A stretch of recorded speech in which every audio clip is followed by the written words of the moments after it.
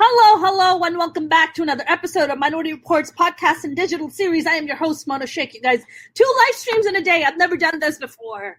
This is definitely a first. I'm trying to make up for yesterday since I couldn't do a stream because I had an online show. So here we are doing 2 live streams. So this is my second and final live stream of the day.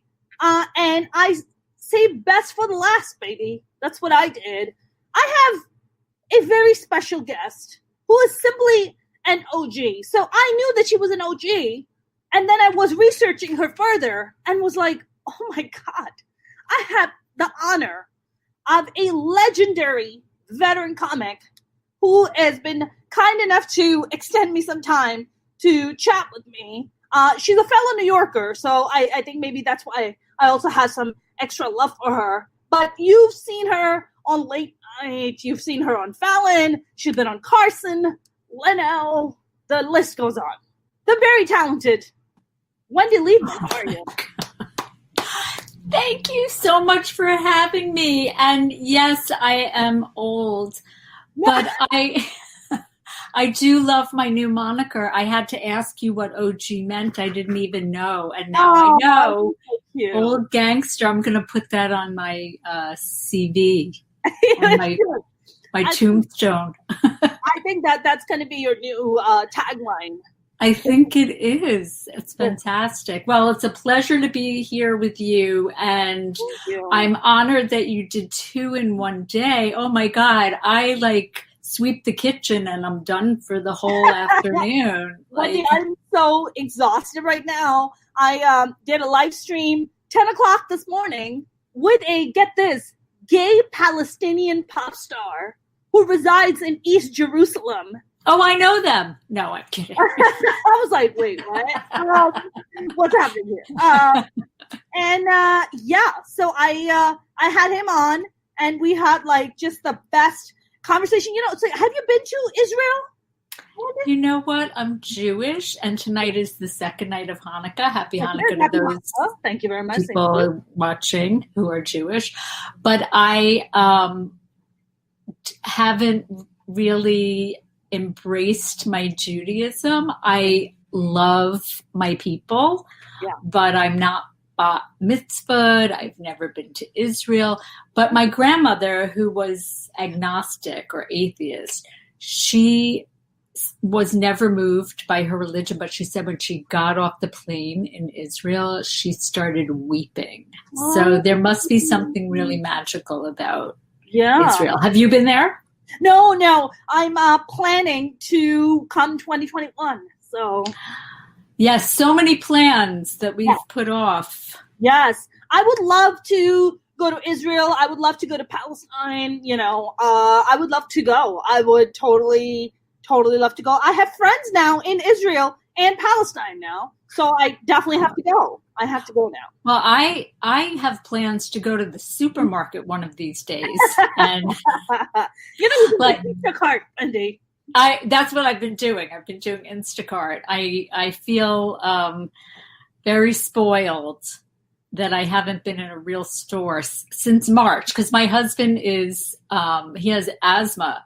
And so the thought of bringing him the virus, he said it would just kill him. So I just have to be really careful. Sure. And so I've been hunkered down since March with my husband. And I do my weekly Instacart every 3 days.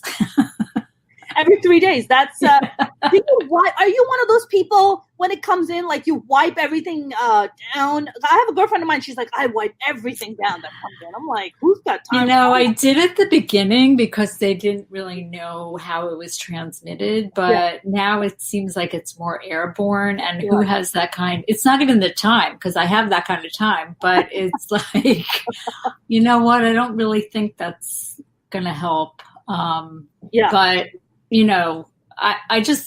I'm just so hopeful that it's going to be eradicated soon. This virus. How are you feeling about the vaccine? Would you take it? So I will definitely take it. Definitely take it. And I wasn't really even a flu vaccine person until 2 years ago. Wow. But this is so weird. My husband posted a story on Twitter the other day, and this is a true story. You can check on Snopes. Okay. So when he was a little boy, he had the polio vaccine. Okay. And he was like 7. And his father was a composer. And when he came home from school, his father said, "What did you do today?" And he said, "We got the Salk vaccine." And his father said, "You let them give you a shot? Like you let them put a needle in you?" And he said, No. They put it on a sugar cube and we ate the sugar cube. And my father-in-law wrote the song, "Spoonful of Sugar Helps the Medicine Go Down," from Mary Poppins. No. And way. yes. And so my husband posted that story, my husband, Jeffrey Sherman, and it went viral in a way that we're just going, what is going on? Like the London Times picked it up and the BBC and Today.com and CNN Today made him the quote of the day. Wow. So anyway, my husband is saying, we need to trust the scientists now. Right. Right. But what about you? Are you interested in taking it? 100%. I'm one of the, I took the flu vaccine this year. So, Right. yeah, I took the flu and, yeah, absolutely. You know what it is, Wendy? What bothers me is when it's bad enough right now that people aren't wearing masks and not doing proper social distancing. Then it's like the anti-vaxxers. It's like, how many hurdles do we have to come over just to get back to any kind of normalcy? Exactly. Yes. Why are these people making? You said you did a show online earlier or yesterday, and so that's what our lives are right now. I know some comedians who are performing in parking lots and upholds. I've done those. You have? How is that? It's okay. It's not, it's nothing like performing, at a comedy club. It's nothing like performing in a room full of 800 people. It's like nothing is like that. Nothing. Right. And you know that, Wendy, what's like the biggest number of crowd you've done in your career? The largest audience? Largest audience number. So when I first started doing comedy, I got booked for a show and I had never performed for more than like 30 people. And so I said, "How many people are there going to be?" And she said, 40 or 50. And when I got there, it was 450. So that was like the first time that I was like nervous in front of a large audience. So I realized then it didn't really matter how many people there were, because I'm still just trying to perform to the one person who I might amuse. But I have performed twice for 5,000 people. Okay. Once was opening for the singer Richard Marx at the Greek Theater in the mid-90s. Wow. And then that's the peak of his career. That's the peak of his career, right? Yes. I was obsessed with Richard Marx. And then I'm surprised, I'm not surprised you know him. He's huge. And then a little later in the 90s, I got to open for Bob Hope in Indiana, and there were 5,000 people there as well. And then 2 or 3 years ago, I did a show that Dennis Leary runs called Comics Come Home, and it's for Boston comics, and he has it at the Boston Garden, and there were like 10,000 people there. Wow. So as I said, I can't wrap my head around that, and I just have to play to the people in my head who I think are laughing. Yeah. So, but it is like the timing is different. What about you? I know you're interviewing me, but I want to know about you. Oh my God. Thus far, the largest crowd I've done thus far is 60,000. What? You know what it is, Wendy? My fear is that I'm never going to be able to top it. Like, that's it. Like Oh that might my be God, I have to hear all about it. And if they could each just give you $1, right? Just one. like put a tip jar on stage at that point. What was the gig? I emceed the Women's March in San Francisco. Yeah.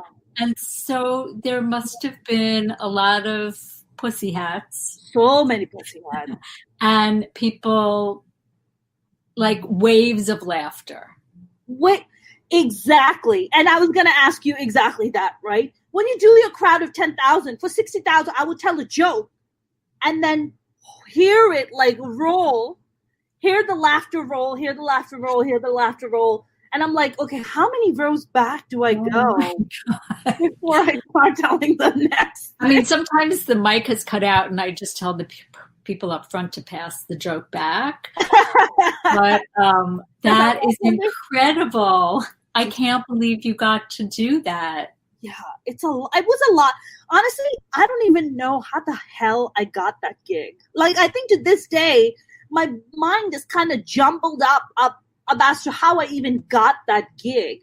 Because I was at Politicon. Have you ever been to Politicon? In Pasadena, they usually do all the Republicans, the Democrats, everybody political gets together. They have these big conversations that are happening. I was there because I was helping a friend out at her stand because she has an organization, a nonprofit organization. I was just helping her out. She was like, hey, I'm going to go run this panel. Can you take care of my station? And I was like, yeah, sure, go for it. And then people started coming and talking to me. And these two brown-looking ladies walked up to me, and I was like, what kind of brown are you? And they started laughing. And they were like, we're Lebanese. I'm like, no way. And then we start talking and this and that. Are you Lebanese? No, I'm Pakistani. And I was just like, oh, that's so cool. We start talking. And then as I was leaving at that evening, I saw the same girl standing outside, and they were looking for an Uber. They couldn't find it because it was packed. You couldn't get an Uber to save your life. And I was like, ladies, where do you live? And they were like, we live in Glendale. I'm like, listen, I'll drop you off. Just get in my car. I'll drop you off. I was like, not to be creepy. I don't have candy to offer you. I was like, just get in my car. And they were like, okay, somehow thank God I wasn't creepy. And then they got in my car. I dropped them off. They invited me to their place. They, their mom was there. And they had candy. Then they had candy. They were like, you may not, but we have candy for you. And we just kind of became friends. And I was telling her, and it turns out that one of them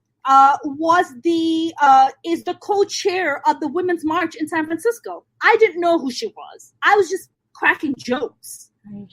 I was, you know how it is, Wendy. We meet people. We're just being our goofy selves, right? We're just being like, just doing whatever.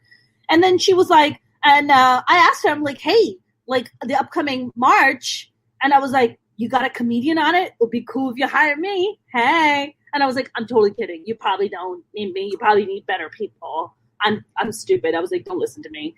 And then she was like, hey, are you going to be in San Francisco soon? I was like, yeah, I'm actually going to be there doing shows and stuff. She's like, come by. Let's meet up. Let's have dinner, because she lives in San Francisco. And I went and met up with her. We didn't even talk about the gig. We didn't talk about nothing. We just cracked jokes and just had like the best time.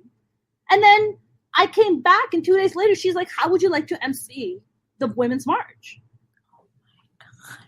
Well, that's how it works in this business, You're right? So right, it's not, there's no rule. That's right. It's really, it's not even who you know, it's who you are. And so you attracted them with your personality and your openness. Yes. And your friend who left you with the booth. My friend with the booth. I try to be open as well. Yes. And there was a year where I really wanted to host like the Oscars. That was my dream. Oh. And I have gotten to host like a few award shows, not televised or anything, but I love doing that. Yeah. Yeah. And I was telling somebody about that, and they had me they, like a year later, they called me and they had me host a pilot. And it was like a stand-up show, but with just sketches and stuff. And I remember one of the women on the show, she was an unknown actress, and it turned out to be Rachel Dratch, who then went on to do SNL. But my point is, just because I opened my big mouth and I told these people who were driving me to a gig once that I wanted to host the Oscars one day. That's it. Yeah. You know what it is also, Wendy? Do you feel like throughout your career, I mean, look, you've had a lot longer. I'm still I'm a little over a decade into this. You've been doing comedy for 25 plus years. 35. 35 years. Wow. Okay. Wow. I mean, my God, I'm a fetus compared to you. So it takes a long time. It does take a long time. I wanted to actually ask you, do you feel like what number of the year when you are doing comedy where you're like, I have found my voice, this is my voice, this is what I'm about, this is what my comedy is going to be about, from this is it. Like, I mean, I get your question, and I'm not being funny when I say it. I'm already laughing because that response is but I feel like, okay, so all of life is about figuring out your voice, not just doing stand-up. Yes. Both how you say it, and what you're saying.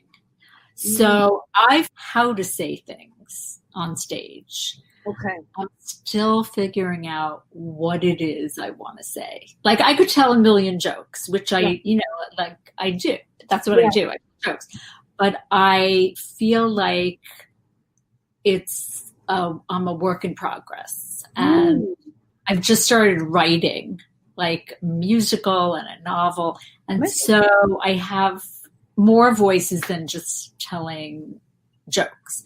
But I do have an answer to your original question. Yeah. I would say it took me about 15 years to feel comfortable on stage. Okay. If that makes any sense.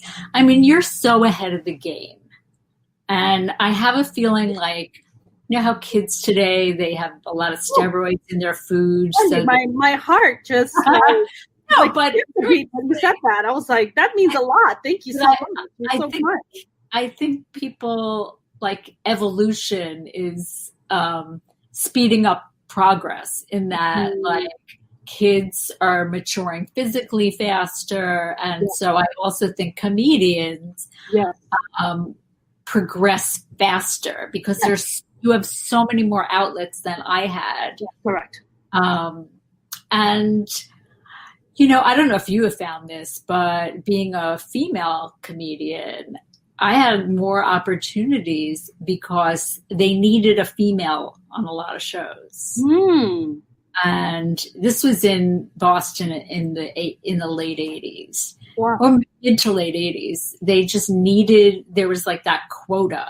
They couldn't put two females on the same show, but they always needed one. So I feel like that helped me in a way. I mean, that sounds, it's interesting you said that because I feel in certain situations it helps being a female stand-up comic for me, but in others it doesn't. Right. When it comes to like mainstream comedy club, but maybe because with me, Wendy, maybe being like a ethnic brown comic, maybe that plays a role. Where you're just kind of stereotyped to be like, oh, you're just going to talk about X, Y, and Z. So that's why we don't think you fit in like our regular comedy lineup, right? So like I remember auditioning for the Comedy Store and doing a fucking kick-ass job that day. And, I had people walking up to me. They were like, that was a great set. And I remember asking the booker, I'm like, so did I pass? Like what the deal is? And the booker like never got in touch with me, and it was nothing. And then I was just like, you know what? I realized I was like, I'm never gonna be given this opportunity to be on a regular lineup at the Comedy Store, right? Mm-hmm. I love the Comedy Store. Let me just say that is my home club in LA. And so I was like, hey, you know what? if you can't beat them, join them. So I went and pitched them a show, and I was like, how about I produce a show monthly called Minority Reports, which is what this podcast is based off of. And they were like, sure. I was like, people who do not fit the mainstream, they come to my show. Those are the comedians I'm going to book. I love that. And I love your persistence. Thank you. And that's fantastic. And I actually, as you were saying that you're not like going to be on their roster, just wait. You will be. You will be. I know it. Another 25 years, Wendy, I'll get there. Where do you live there? I mean, in LA? I do, yeah. I live I live in West Hollywood. Oh, I used to live in West Hollywood. Where do you live now? I live in West Hills, which is like near Woodland Hills. Yeah. Wouldn't that be weird if we were in the same house right now? Well, Wendy, you mildly like upgraded. That's what you did.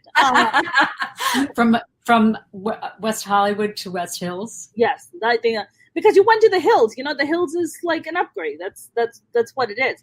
I'm suburban now. I have dogs, and that's right. You're married now. You have a very nice husband.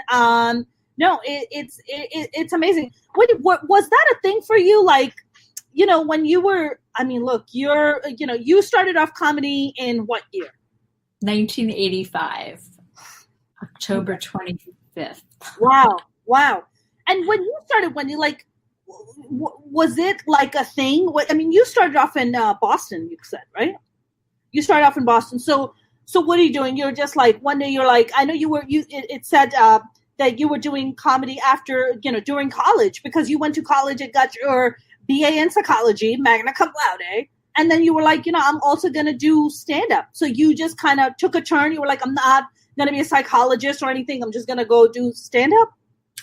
Well, it was after college. I thought I was going to be a therapist. Wow. But instead I went into therapy. And, but honestly, I thought I was going to be a therapist. So I worked in at the Mass Mental Hospital, and I realized I'm like, I don't want to be around this. It was really depressing. Yeah. And I was depressed. I was depressed, like clinically depressed. Mm-hmm. So I was looking for something to do after work.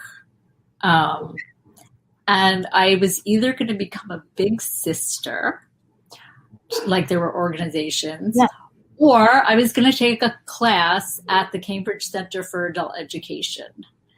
And I took the class, and it was called How to Be a Stand-Up Comedian. And when I saw that in the catalog, it was like I heard angels. It was like this epiphany. Like I didn't even know there was such a class. Wow. I don't know if you felt the same way when you stumbled upon stand-up as a job or something that you could do. Yeah. My journey was just so strange in the way I got into stand-up. It's almost like it's weird how I got into stand-up. But I want to hear your story, and then I'm going to tell you mine. Okay.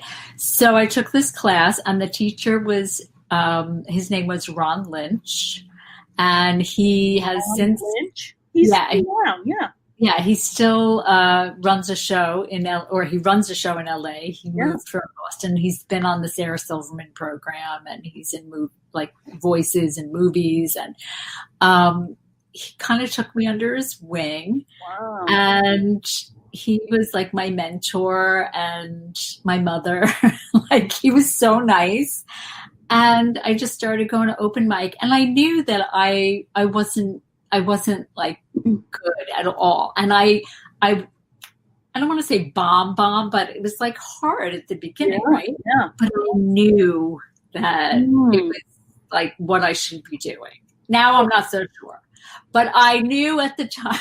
I am pretty sure, Wendy, that this has been your calling all along. So I did a lot of stand-up in Boston, and then 6 years later, I got seen by The Tonight Show, and I quit my day job. Wow! And I had my day job that whole time. By then I was working at a college. So I left the psych field because, again, it was too depressing. Yeah. But it really was this thing, like, I thought I'd rather make 100 people laugh than one person cry, and instead of being a therapist. But there are very similar jobs, actually, being a therapist and being a comedian. Like, right.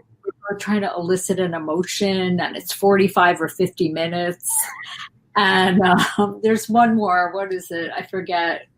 Relying on the couch. I don't know what it is. I can't remember. I would say reading people. Yeah, definitely reading the room.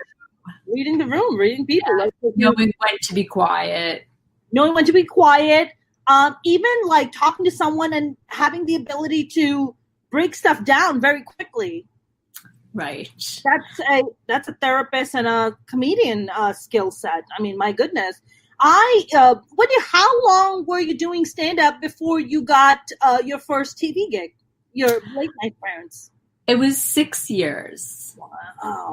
But again, things progress faster now. So it was probably 2 or 3 years for you. I haven't done late night, not yet. But you've been on TV. I've been on TV. I have a new show coming out on Disney Plus called Helpsters. It's the new Sesame Street. Oh, I love that. I worked with Muppets. It was so much fun. That is the cutest thing. Yeah, it was the best. I actually asked them. They reached out to my agent and they were like, would like to offer Mona this role. And I was like, is this a scam? They're like, no, these people are legit. Like, they're doing this thing called Helpsters for Disney Plus. And I was like, oh. And they were like, they saw you, they love your work, and they want to offer you this role. I was like, I don't even have to audition. They were like, no, they just want to give you this role. And they gave me this role. How cool. Oh, my God. That's so cool. So when is that coming out? It's supposed to be coming out. It was supposed to come out this year, 2020, in December. But I don't know. I think maybe it got pushed because of the pandemic. Who the hell knows? But did you already shoot some of it? Oh, yeah, we shot the whole thing already. Okay. Oh, yeah. I love Sesame Street. I know. I mean, listen, honestly, I was born and raised in Pakistan, and I moved when I was 15. So for me, like, even in Pakistan, we grew up on Sesame Street. Like, that was the show we watched as kids. So I was just like, this is like, it's surreal. That's to be incredible. Like, you're doing something like, oh my God, I grew up watching this. Like, this is insanity. I can't wait to see you in that. I know, I want to see too. I'm like dying to see it. I actually wanted to ask you, when you did that crowd of 10,000, how much time did you do? And did you when you stepped on stage, were you like overcome with like this emotion? You were like, all right, I got to shake it off and I just got to go do my thing. Like, what was like going through your mind? I think I was just a little in shock. And I can't remember actually, but when I have to perform, I get nervous each time, but not like nervous like I got when I sang karaoke recently. Because that's something I've never done before. And I don't mean recently in the past 10 months, but I mean like pre-pandemic. Pre-pandemic. Yeah. But I get, it's like I have no adrenaline left after performing for 35 years because I get nervous all the time. But I always remind myself, you've done this hundreds of times. Yeah. So this is just one more show. Yeah, there are lots and lots of people. So, but I have a feeling they couldn't hear me that well. Because nobody Can you hear me in the back? That was an interesting night because Trump had just gotten elected and Wanda Sykes was very vocal about how unhappy she was. I'm not political in my act. Yeah. I can be online. I can be on Twitter. Sure. And, but I feel like I don't want to divide the audience. Yes. More than I have to. Understand. But I so appreciate people who are political and well, if they have my views. So Wanda went on, and half the audience was not happy with her because they were Trump supporters. And it was hard to watch. Yeah. 5,000 people getting, but she's one of my idols. Wanda's great. She's great. She's such a powerhouse. She's amazing. We were talking about how we got into comedy. We were talking about our journeys into comedy. I was never, comedy was never part of the conversation, like ever. Mainly because I grew up in a conservative Pakistani Muslim household. Nobody does comedy to make a living. Like, that's not a thing. You go, become a doctor, you become an engineer, you become a lawyer. In my case, you get married, you get knocked up, you have 5 kids, and that's it. That's your life, Shut up and raise the children. And that was never really part of the equation. But I knew from a very young age that I wanted to be a performer, but I really couldn't tell my family that because my family was just going to shut that shit down. They weren't going to have any of it. So I waited. It was very strategic on my part. I waited till I turned almost 18. And then I was like, hey, guys, I came out of my artist closet and I was like, ta-da, artist in the family, want to be a performer, not stand up. We just want to be a stage actor. And my family gave me an ultimatum, Wendy. They said either you're going to go to college and become a physical therapist. I don't know why they were obsessed with that. Or I was going to be sent back to Pakistan and I was going to be married off. Yeah. Those were my options, Wendy. So you acted, I don't know. So what did you do? I got into a massive fight with my family one night. I packed up my bags and I left. We used to live in Jersey City at the time. I was new to America. I was only in America like 3 years. 3 years. You said you moved when you were 15. That's right. So by the time I'm already gone. You chutzpah. Talk about chutzpah. So much chutzpah. So now they must be like killing themselves with happiness. Wait, I just saw a gray hair. Hold on. Let's not get crazy. I don't know what you're talking about. I can't say anything unless you. I have like tinsel. Yeah, let's not get crazy about the. I think my family has come to terms with the fact that I am going to do what I'm going to do, and they just have to deal with it. And besides, it's like there's the thing. The moment you start making your money, the moment you don't ask them for any help, they leave you alone. Right. People say, what did your parents think when you told them you wanted to be a comedian? I said, they just want me to, as long as it makes me money. That's it. As long as you're like, making money, in my case, as long as I'm not asking them for money, they're like, right. Do whatever you want. Right. Well, plus you are a doctor on the side, right? No.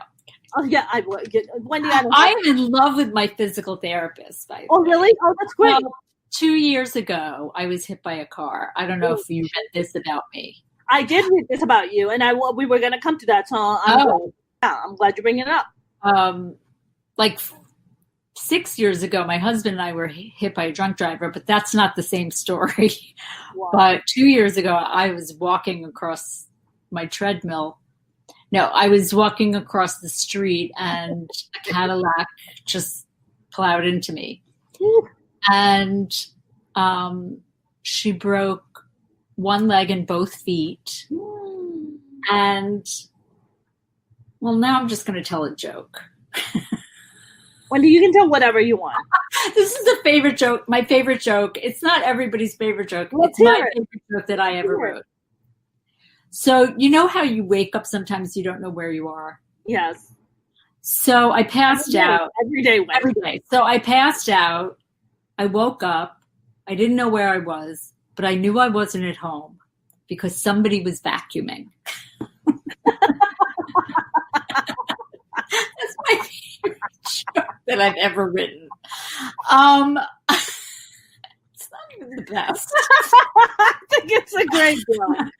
But so the story goes on. So the woman who hit me, I'm not even allowed to talk about it, but the person said that I wasn't in the crosswalk, and that the person that I was walking with picked me up out of the street and put me in the crosswalk. But I was by myself, so there was nobody else there with me, so nobody picked me up. Anyway, so they operated and they had to put a rod in my leg, but they put the rod in wrong. And so my feet were like this. Whoa. So they had to re-break the bone. And anyway, it was 9 months that I was in bed. And you have a lot of time to think. And I realized just how grateful, like the older I get, this happens too. I just am so grateful for every day. Yes. And you never know what's going to happen. Yeah. And so I hadn't been performing for a couple of years. And then the pandemic hit. So I've been home for a long time. But I like performing online.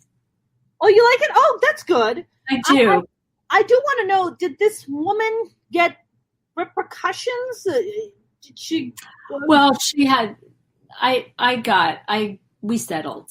You did. We settled Okay. out of court, and so. Was she drunk? Was she older? No. Just. She's just. I was so skinny that she didn't see me. No, I was just in her blind spot, you know. Jesus. I was in her blind spot, and I had witnesses. Anyway, the point is, wow. I met these two. I went to physical therapy. Yeah, and I love my physical therapist. I said they remembered more about me than my therapist does. You're like, can you combine both kind of therapies with you? I know. Plus, they made me feel so good physically. Oh my God.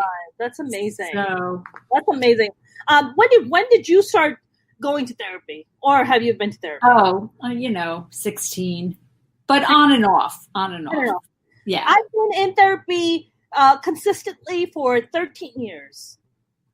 Yeah, and single-handedly saved my life. I started EMDR therapy this week. Oh, that's like the sound? No, that's the REM, rapid eye movement therapy. Oh. Amazing. Really? Amazing. It's amazing. What is it, to solve one problem or just a personality thing? Or it's for people who've experienced a lot of trauma. It's for people that have a lot of trauma in their brain, which I do. So I grew up in a very a domestically violent household. So I just grew up with a lot of domestic violence. So even when we were in Maxton, even when we moved here, it was just like a lot of violence. So I think my brain got chaotic. So my brain is gets really fucked up sometimes. And then I have to take a seat back and then just go in and just try to put the pieces of the puzzle together and just try to fix it and patch it up and then go back into my life. Well, doing stand-up, you're taking this, it could be chaos.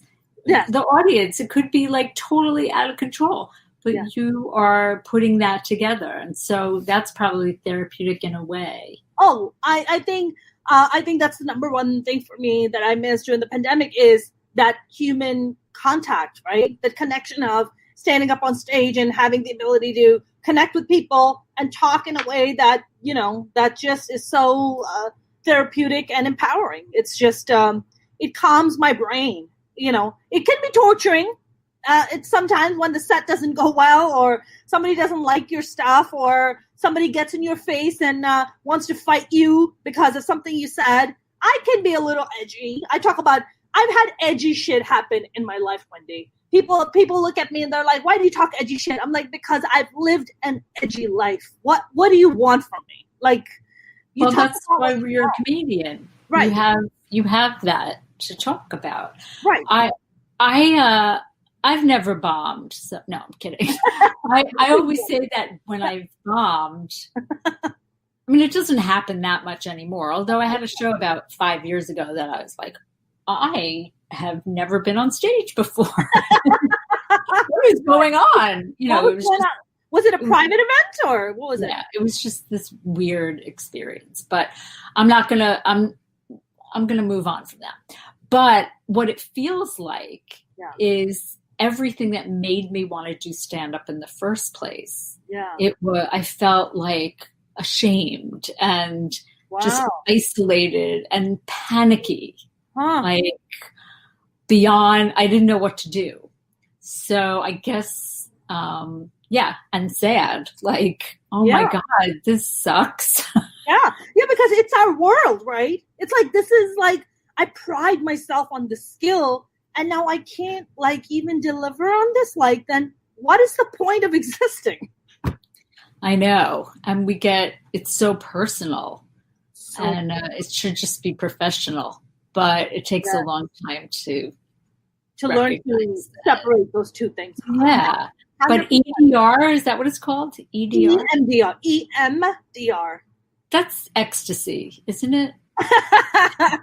No. That's MDM. Yeah, I couldn't afford that. I'm OG, so. You're an OG. Yeah, I always smoke the OG Kush. That's what I The OG Kush is what I smoke. No way. I mean, do you feel like, you mentioned about being panicky and shame. And, I often, whenever I have like emotions like that come up, especially when it comes to stand-up comedy, there's like that shame thing you talk about.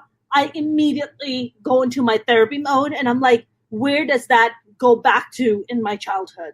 Like, who taught me that? Somebody taught me that. That's a learned behavior. How do I learn that? Very self-reflective. Does the pot help? Oh, the pot helps a lot. See, I stopped a year ago, but I'm thinking about taking it up again. Wendy, this is not the year to be giving up drugs. I know. I'm like, could my timing be any worse? Drugs. This is the year to pick up drugs, alcohol, anything goes to just sedate yourself to get through this garbage year. I don't know. Well, it was last December, and but I've smoked pot my whole life, so I just thought I'm going to give it up now. And it's been a year, and I'm like, maybe. Yeah. What is somebody writing? Mr. B said therapy is so important after this pandemic. I definitely needed a tune-up. Childhood stuff definitely leaves an imprint. Not to get all psychologist on you here. Where do you think that shame part comes in for you?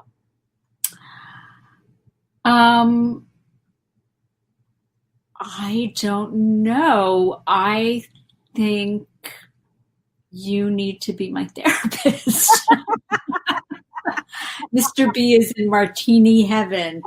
I think we should do a show with like help people solve their problems. Yeah. Oh, hold on. Wendy, this has to be a first. I swear, no one has ever done this. Is a first right now. I'm just joking. I'm a prop comic at heart. I'm just trying to make you laugh, Rona. Well, you don't even have to try that hard. You're just always funny. So you're just fantastic. I have this 80-year-old friend, and she says, "I just look at you and I laugh," and I'm like, I don't even know if that's a compliment. No, it's absolutely a compliment. Do you feel like, do you know Carol Montgomery? Do you know? I do. Yeah. So I recently had Carol on my live stream. She's great. She's great. She's fantastic. Were you invited to be a part of her Showtime special, Women of a Certain Age? Did you do that one? I didn't, because I was in bed with a broken leg and 2 broken feet. But I was asked twice to do it. And actually my life changed after I did her show. It was like 2 Octobers ago. She did a live show here. Yeah. And from that, I had two people ask me if I wanted to be involved in projects, and we were working on me hosting a show. Wow. It was going to be called My Party, and it was going to be like a talk show, but it was going to be a party, a talk show. And then another guy was there and he goes, let's write a sitcom. And so I felt like I loved doing her show because there were so many funny people. Yeah, she's fantastic. I think, I watched it and I was like, this is, honestly, Wendy, I feel like comics like myself and the younger female comic crop of comics coming up, like we owe our abilities and our opportunities to female comics like yourself. Like you guys are the ones who paved that way for us to get up on stage, right? Doesn't matter that I grew up in Pakistan. The fact that I'm a female comic puts me in the same, league as yours in the sense that like I'm like following you, but I wouldn't be able to walk that path if you guys hadn't went and created that path.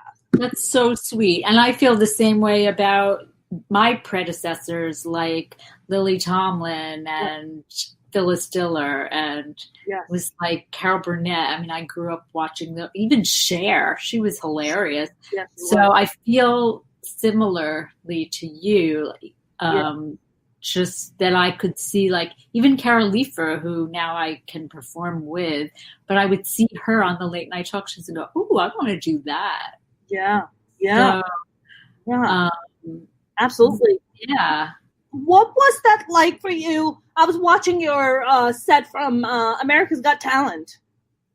Was that at the Radio City Music Hall? Did you perform?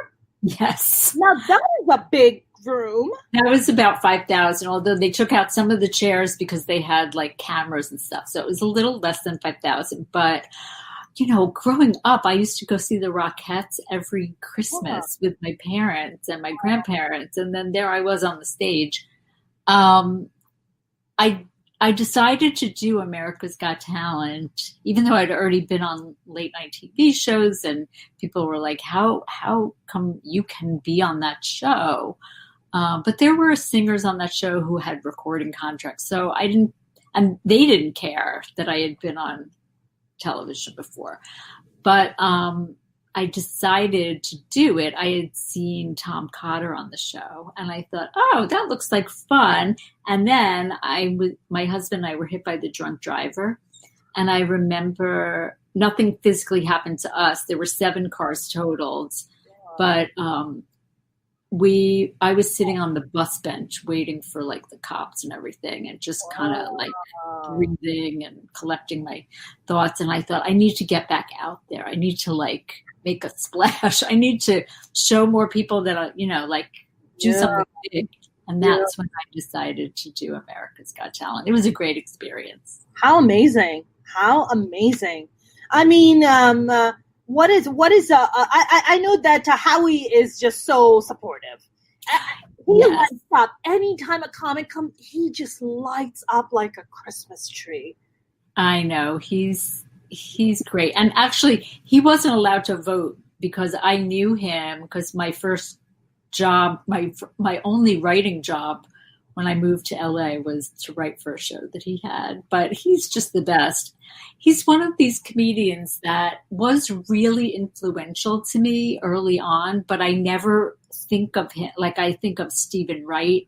He's my favorite, and my favorite all-time comedian now is Brian Kiley, who is Conan O'Brien's head writer. Got it. And But I thought Laurie Kilmartin was Conan's head writer. They were on staff together. Oh, he's the head monologue writer. Got it. Brian Kiley is, but yes, and they're really good friends too. Yeah. Laurie's great too. Laurie Kilmartin. I don't know if you've seen her. She did her whole journey about her father dying and her mother dying. I mean, she's beyond. She's like next level. I follow her on Twitter, and she just she's amazing. She's fantastic. So, you're on Twitter?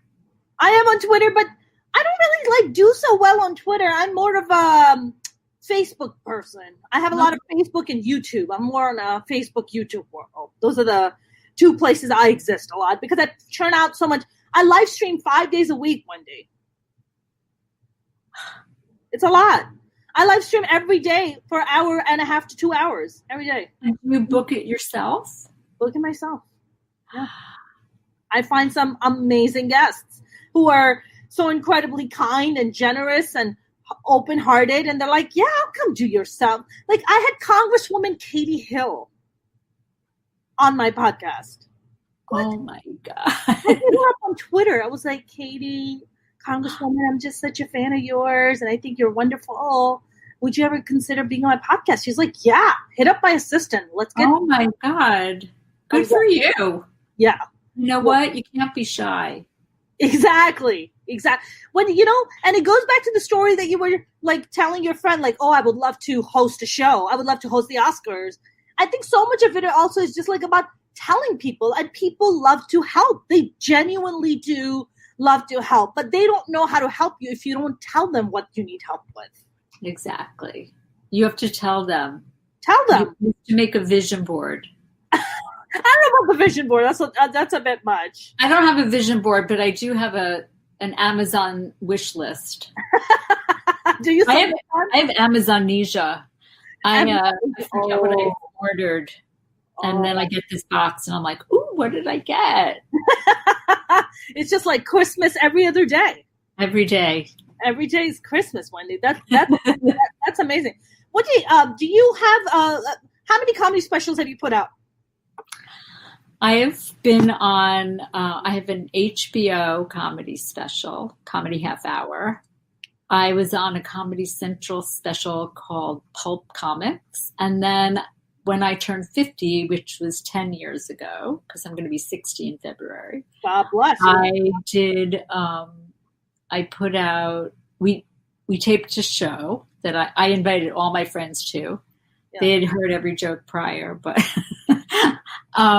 we rented the theater, and then we taped it ourselves, my husband and I, and we sold it to Showtime. Wow. And it's called Taller on TV.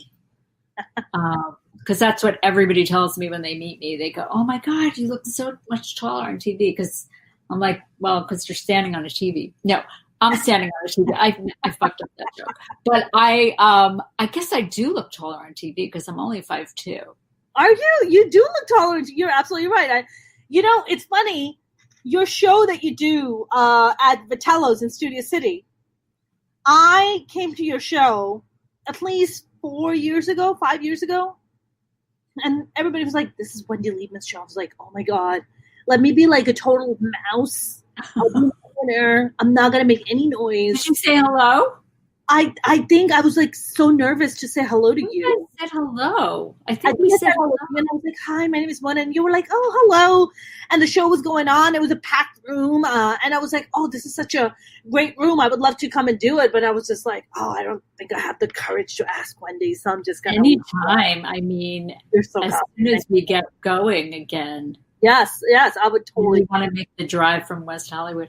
I've had everybody from George Lopez to Arsenio to Tig Notaro to Nikki Glazer. Oh, wow. I've had hundreds of comedians on my shows. I bet you have. What do you like about Vitello's? You just like the comfort of it? Is that like, why not like another comedy club in the Valley to do that show at? So at the time we lived around the corner, and this was after America's Got Talent, and I thought, I'm tired of traveling because I've been flying around forever, and I just thought I just want to maybe start a room in town. Yeah. And so I just walked there one day, and I just kind of basically knocked on the door and said, do you want a comedy show here? And so I guess there had been a comedy show there like a couple of times, and they said, you don't really get the audience in. And I said, I'm going to go door to door in this neighborhood, and I'm going to pass out flyers. And that's what I did. Wow. And we made it really cheap at the beginning, like $5. And it was always packed. Yeah. It was electric. And then we raised the cover just a little bit, and people have to eat there. That's the issue. I mean, it's like not just anyway, you know. But that's what comedy clubs are too, right? They have to meet their basics, right? 2 drink minimum. Right. I know. That's just the way it is. And so I always gave the comedians a little bit of money. It's not a lot. I never made a lot of money. I'm talking about it like it's in the past because obviously since the pandemic we haven't. It's on hold. It's on hold.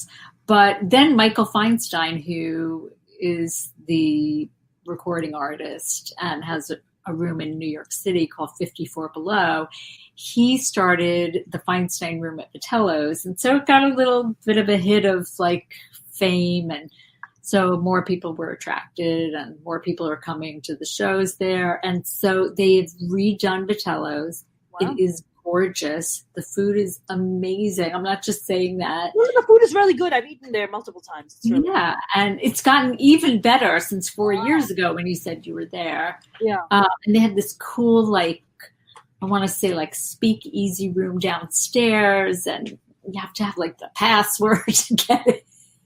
What's the password? Not really. It feels like that. And yeah.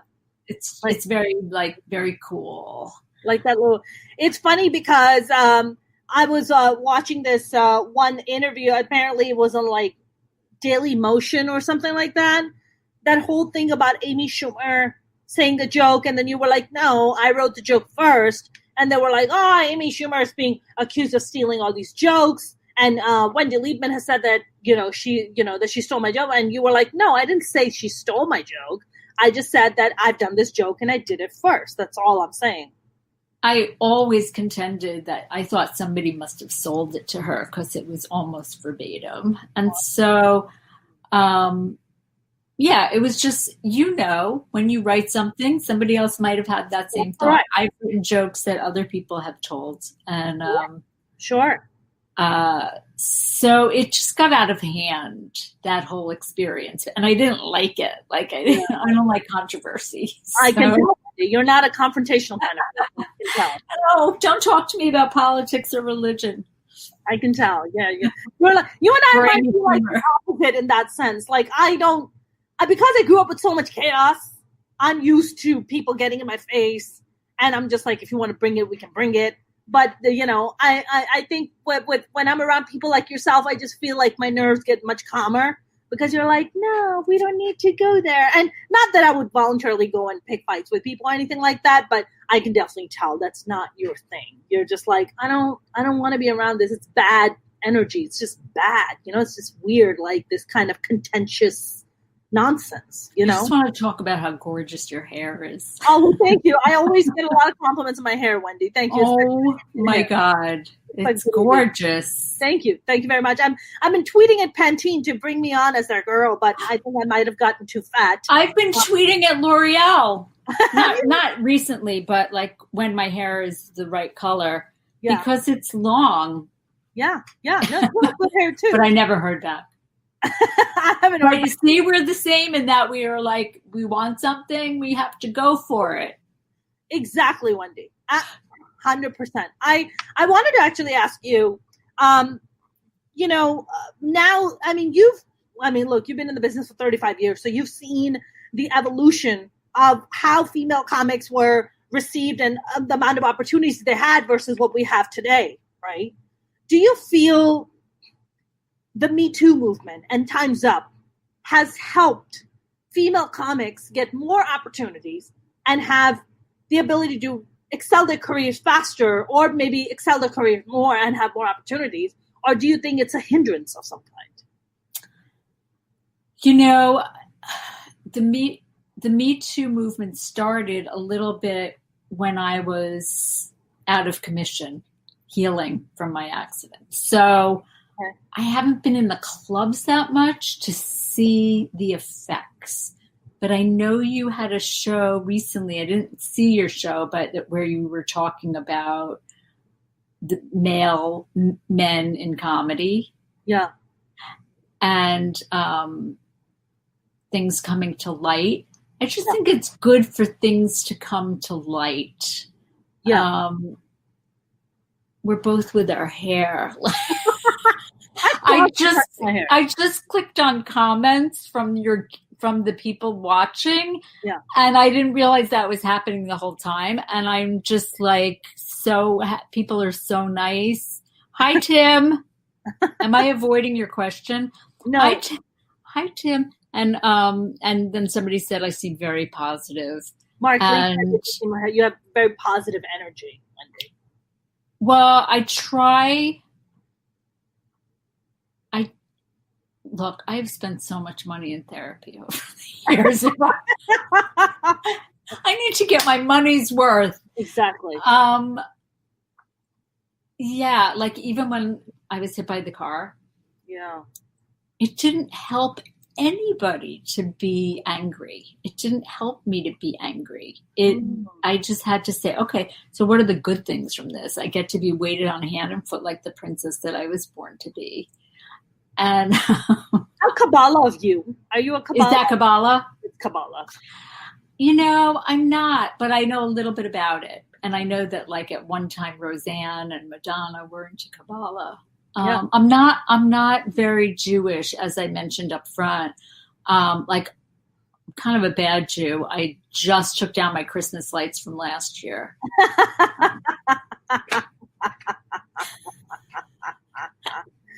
I do sing Christmas carols when I get nervous. What? What did you say?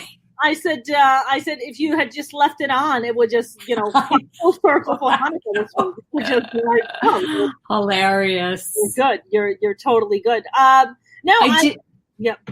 I avoided your question because No. I don't really know what the answer is. That's okay. That's totally. I mean, look. What have you found? I should ask you because you know more.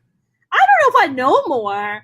I feel like the Me Too and Time's Up has done very little for the stand-up comedy world. Tiny. You've had your, the Bill Cosbys and the Louis C.K.'s, now with Brian Callen and Chris D'Elia.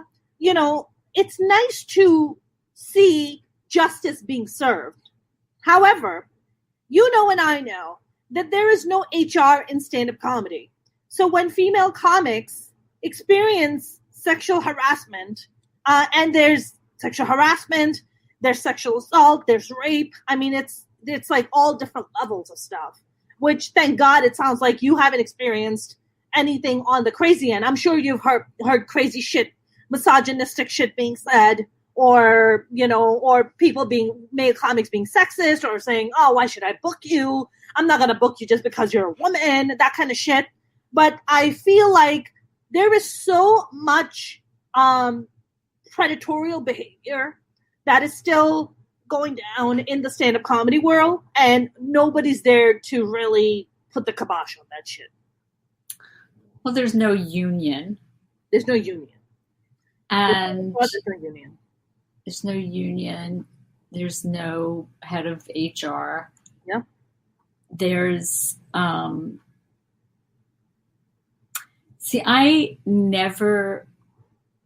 I might be a little naive, Mona, in that I never even if somebody was flirting with me, I never got it.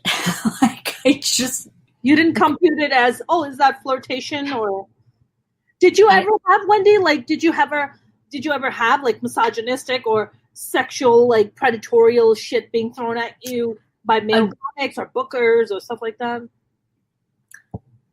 Again, if I did, I didn't let it sink in. But in reflection, when I first started doing comedy, yeah, and I'm a late night person. I will stay up till 2 or whatever, even if I have a day job. Yeah. Wow. One night it was after a show, and the booker knocked on my door at 1 a.m. to say, I'm sure he wanted to have sex or something, but I somehow, without even bringing it up, just got him to leave. So my point is, I didn't realize it at the time that that's what he was there for. I thought he was just dropping in to say hello at 1 a.m, like people do. Was he drunk? Nope. Just crazy. And this is on tour? This is while you're touring? No, it's where I lived in Boston. Oh wow. How did he know where you lived?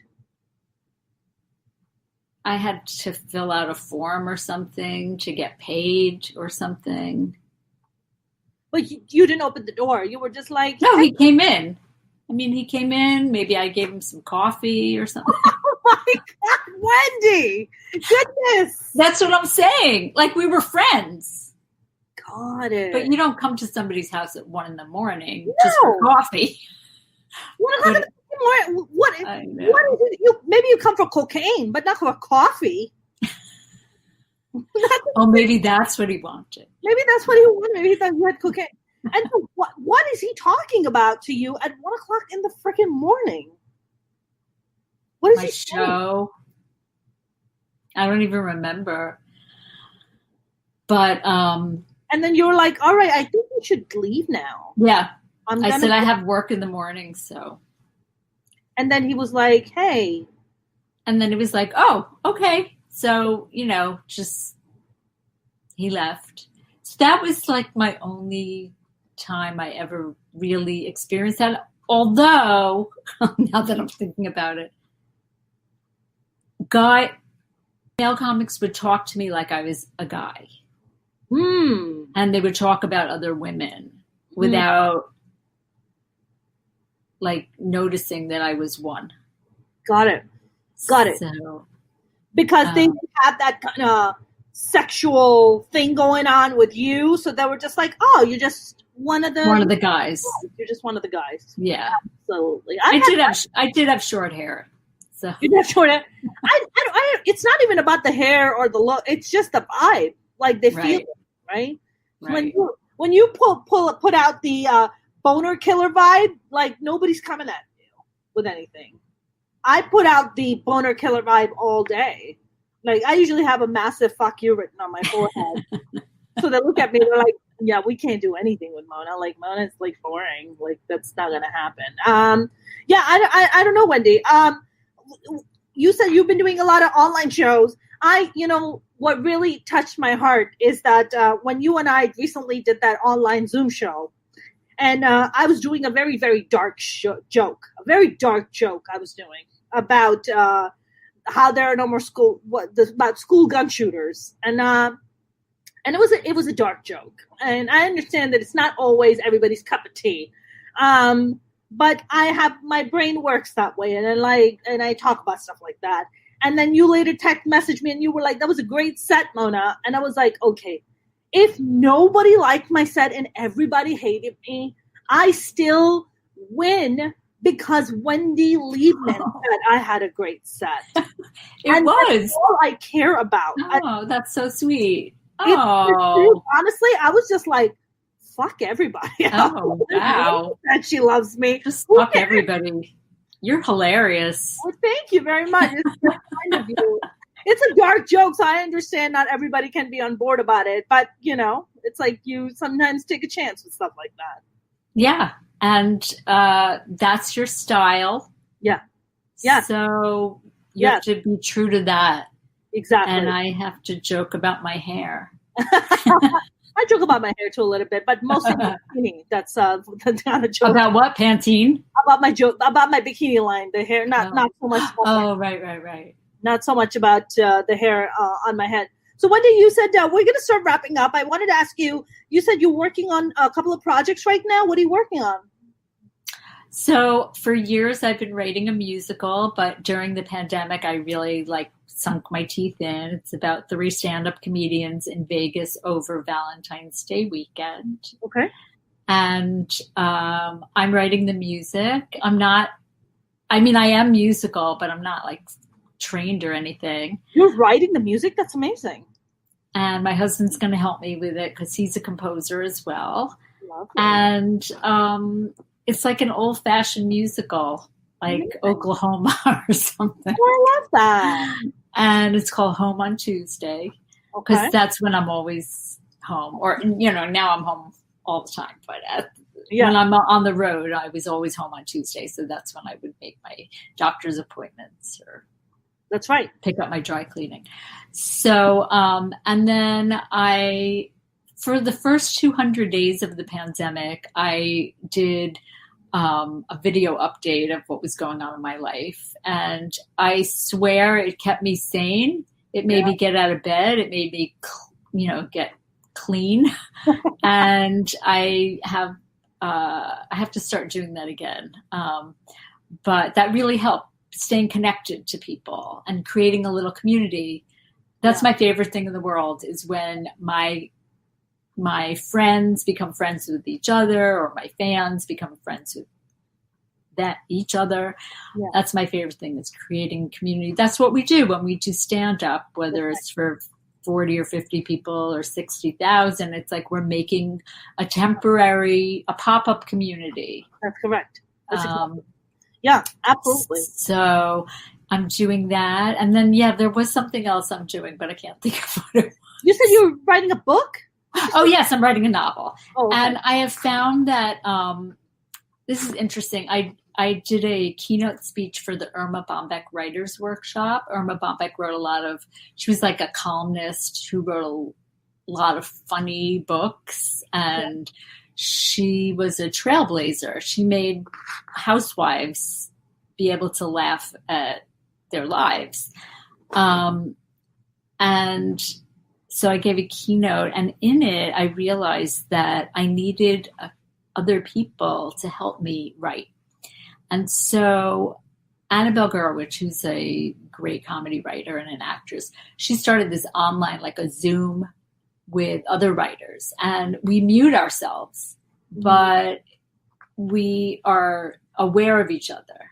So it's like having people in the same room, feeling accountable to other people. So I then started one with some friends. And so every day I go online with some friends, and we don't talk until the end, but it's like really nice. And we encourage each other. Do you feel like it helps you? Do you guys like exchange notes at the end of this call? Like nothing? No, we don't talk about our work except to say what we're working on. Got it. But yes, so I've been pitching away. I've been digging away. I've been trying to write a novel. Got it. What is the novel? Okay, got it. It's about it's not far enough along, but it takes place in Montauk, New York. Got it. You're a New Yorker, so that makes sense. Yes, and for 2 years during the summer, I would be a chambermaid at the Montauk Yacht Club, and so that has informed this one character who becomes a chambermaid at the Montauk Yacht Club. But I call it something else. And now, are you doing like weekly Zoom shows? Are you producing your own shows, or are you just usually doing other people's shows? I'm doing other people's shows. I have thought of doing Locally Grown Online. Yeah. But for some reason, it didn't seem like something I wanted to. It takes a lot of energy, as you know, to produce anything. So I just thought that's not what I want to be doing right now. It's exhausting. It's a lot of work. So I've been doing other people's shows. Yeah. And the San Francisco Punchline has booked me, and I've done the Nowhere comedy show. And love Nowhere. What's a great I know. And then just like private shows and corporate shows. And I'm so grateful for the work. Yeah. So, and then I could just go into the kitchen afterwards. I don't have to go into the hotel room. Exactly. and you're an OG. So, I mean, look, there's an OG. You are an OG all day. Wendy, where can people follow you? Where can we follow your work and see what you're up to and follow your funny tweets and your daily videos? Where can we watch? I'm on Twitter, and that's where I post most of my jokes. Okay. And then Instagram, I was posting my... What's your Twitter handle? It's Wendy Liebman, Liebman. Well, it says it right there. And on Instagram is Wendy Liebman. And that's where I posted my daily videos and pictures of my new step-grandchild. Oh, that's wonderful. I'm a grandma, so maybe I should leave my hair gray. Oh, my God. I know that you have... Your husband has 2 sons from his previous marriage that you helped raise. I did. They were 4 and 8, and now they're 25 and 29, I think. Wow. And they're amazing human beings and very, very tall. One works for Wayfair in Boston. Wayfair, the furniture company. He's a data engineer, so he does all the algorithms to tell you what you need next. Yeah. And then my other stepson is a musician, and he just had a baby. Oh, that's wonderful. How does it? Have you seen the grandkids? I mean, was it born during the pandemic? She was, but we got all of our shots.